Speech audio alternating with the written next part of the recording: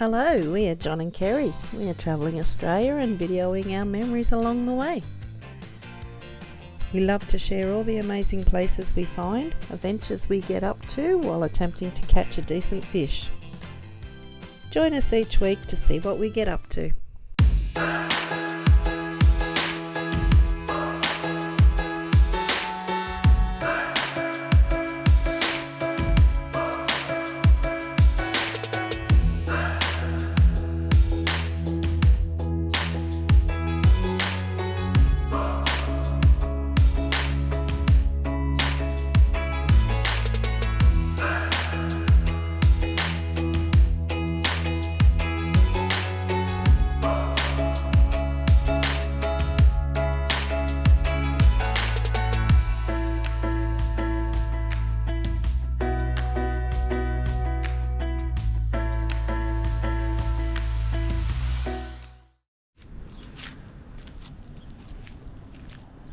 Well, this is us at Winton Tatterstall's Hotel Caravan Park.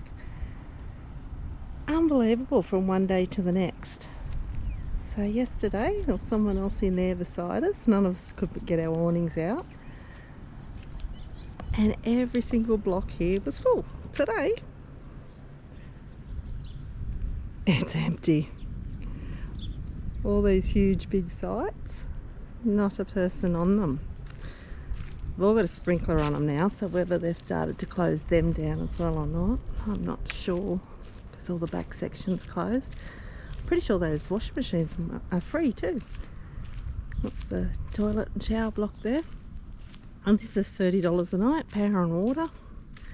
The water smells funny here in Winton, not just here, everywhere. Smells like rotten egg. It's a good nice spot in town. We're going to go over to the pub there on the corner for dinner tonight.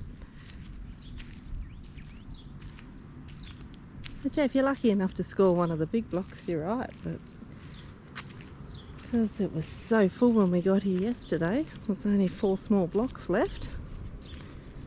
We squished in on this one. There was another 2 caravans either side of us there. Big cars, same as ours. They're all gone and just a couple of little vans now. Well, we've made it to Winton. This place is called Long Waterhole. I'll give you a red hot tip. Probably don't leave it until October to come up here around Winton way. One of the caravan parks is closed, and another one of the campgrounds you can stay in is closed. We're at Tatterstall's Hotel and Caravan Park, and they've closed down half of it. So instead of 52 sites, there's only 28. We didn't get here till about 1:30, so there was only 4 sites left, which meant 4 very small sites. So we've squished into that, and then we've come out here for a drive and probably thought we probably really should have come out here. But anyway, this is free. It's only about 6 k's out of town. This is a very narrow section of it here. It's quite big.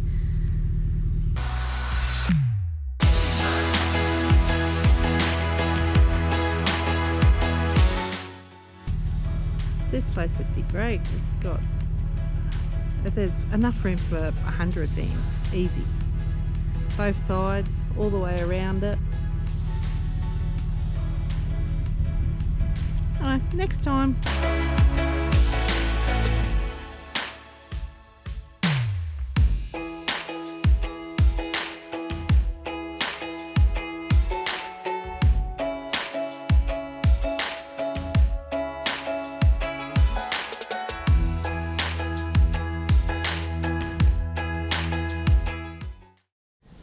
And this one's Arno's Park, which is home of Arno's Wall.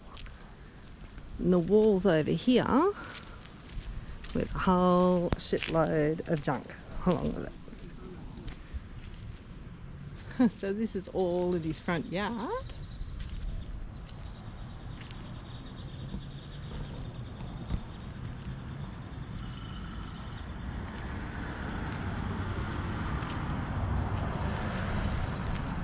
And we'll go down and have a look at the wall.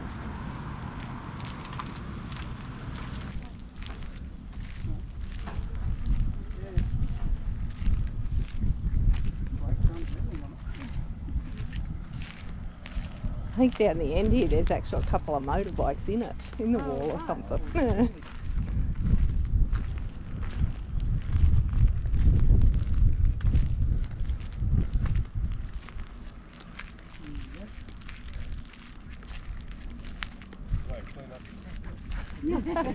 It's a bit like that house at Cooperpeedy, that mud house thing. Have you seen it? He's just shoved all sorts of junk in there. Different version of recycling, isn't it? Oh.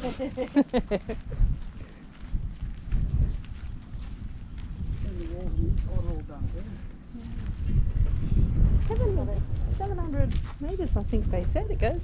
Yeah, there's the bikes. Have you seen the one at Strathalbyn? No. It's amazing.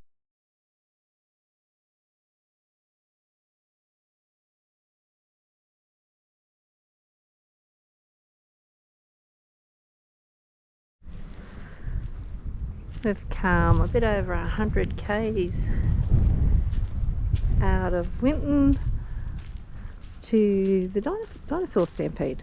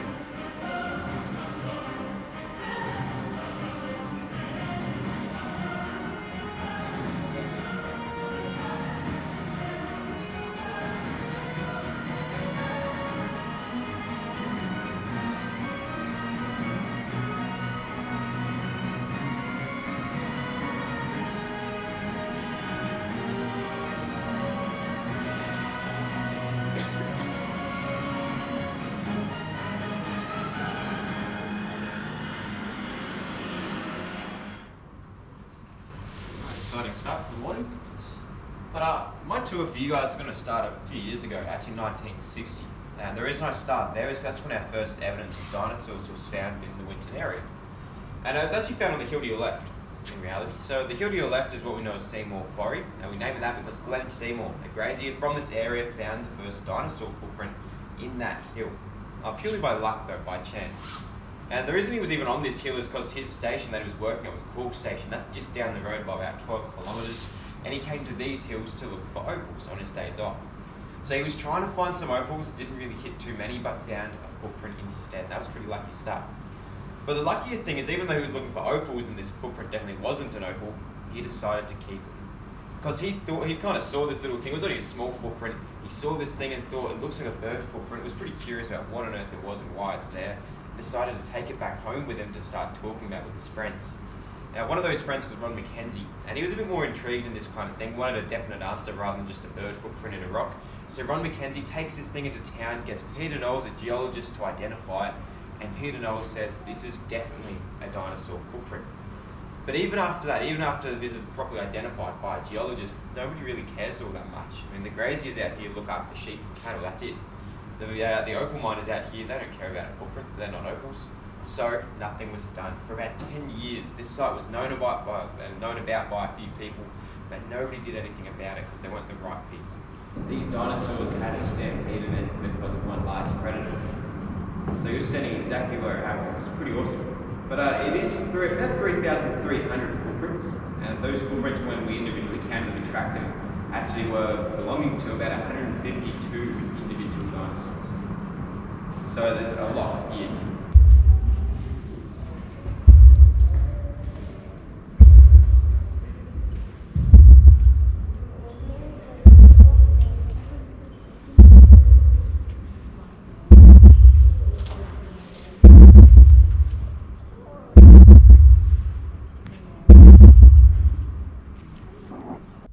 This one's the musical fence. The sun's right behind that, so it's really hard to see. Even got a grandstand up there. You can sit there and watch people play music.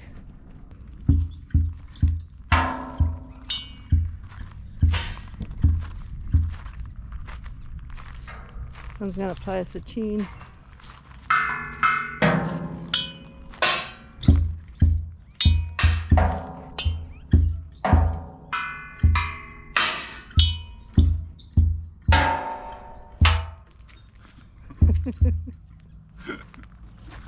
Have we got your hammer? Yeah, you got all different drumsticks. Yeah.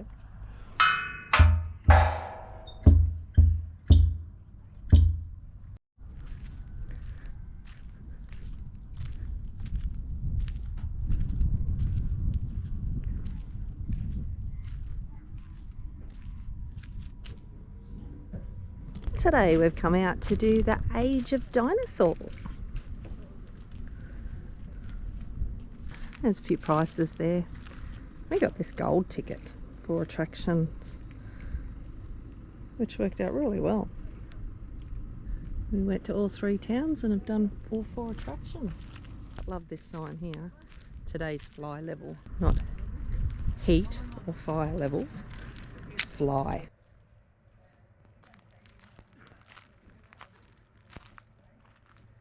You can see all these different plaster jackets we have that are filled with dinosaur material. So we still have a lot of work ahead of us. We have at least 10 years just on this shelf alone. Over here, they're getting rid of the rock and the dirt away from our dinosaur bones. And what they're using to do that are our air tools.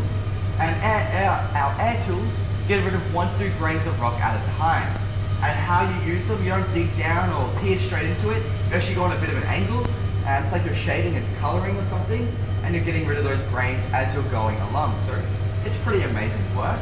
And a lot of our preppers actually love what they do so much. They come back and they stay for months at a time, and they come back every single year. And if you guys can actually do this as well.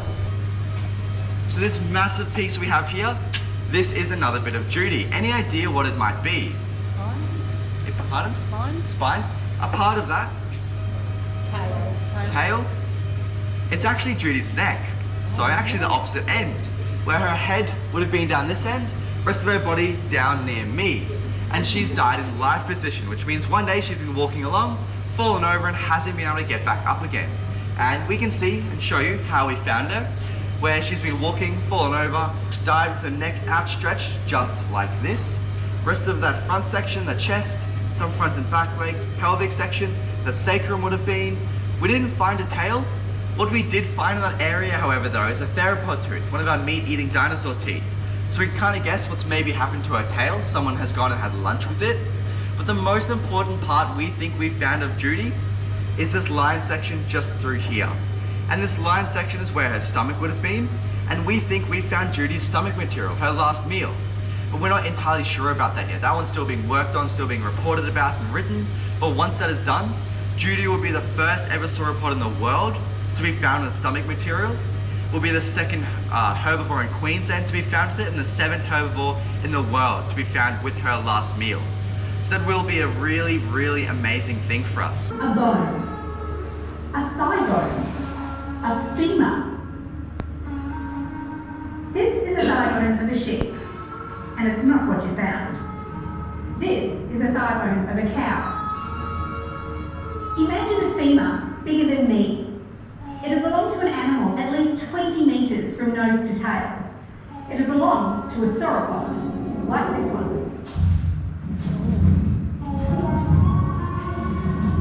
And you wouldn't expect to find it out here, but this is where the bone was found. Luckily for me, sauropods don't live here anymore, but once upon a time, there were herds of them out here. Once upon a time, there were monsters in the outback.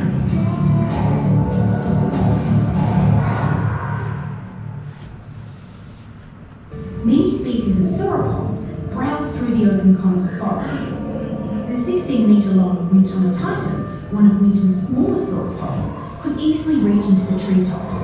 Its sheer weight and size meant that it had fewer enemies. Motobarosaurus is Australia's largest known ornithopod and heads a menagerie of smaller two-legged dinosaurs that were common throughout the area. One of the smallest, a chicken-sized Dinosaur, is known from running footprints near Winton. They live here in great numbers.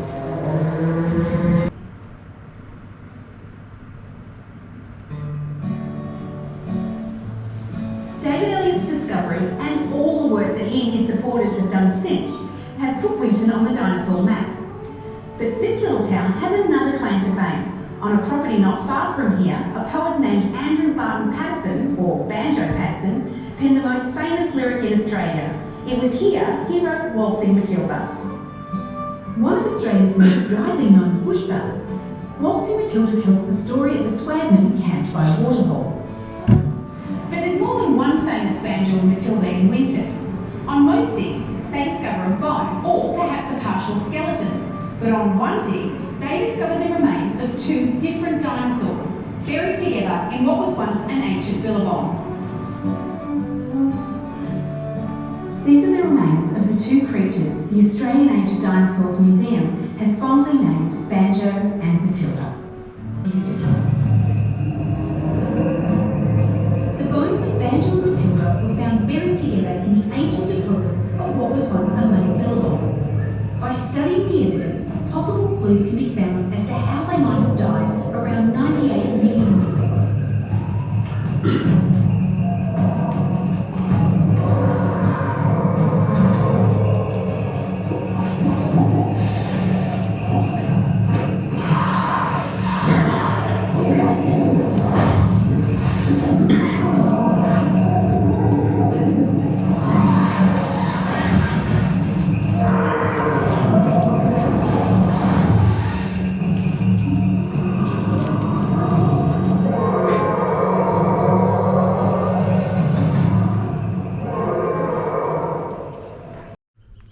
This will be our ride down into the valley. The next part of the show. Like the number plate, You Beauty.